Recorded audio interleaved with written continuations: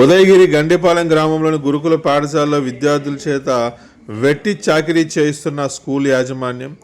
శిథిలావస్థలో ఉన్న భోజనశాలలో ఉదయాన్నే 3 గంటలకు లేచి 1300 చపాతీలు తయారు చేయాలని హుకుం జారీ చేసినట్లు తెలుస్తుంది.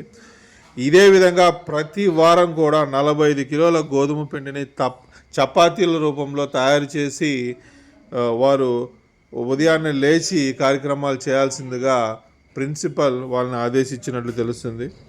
అదేవిధంగా క్రమశిక్షణ పేరుతో వివిధ రకాల పనులు చేయిస్తూ వారికి నరకం చూపిస్తున్నట్లు విద్యార్థులు వాపోయారు.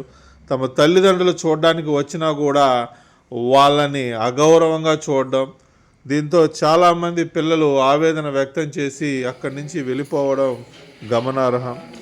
ఇంత తతంగం జరుగుతున్నా కూడా ఎవరు పట్టించుకోవట్లేదని ఆ చిన్ని మనసులో తమ గోడును వెళ్ళబోచాయి.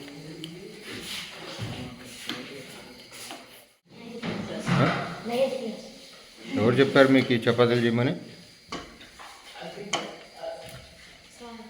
చేశారు.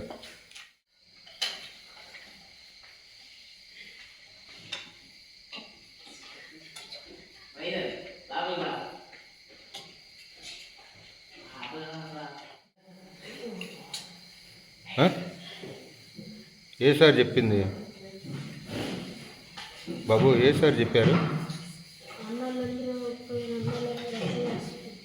మీరు కూడా చేస్తున్నారా?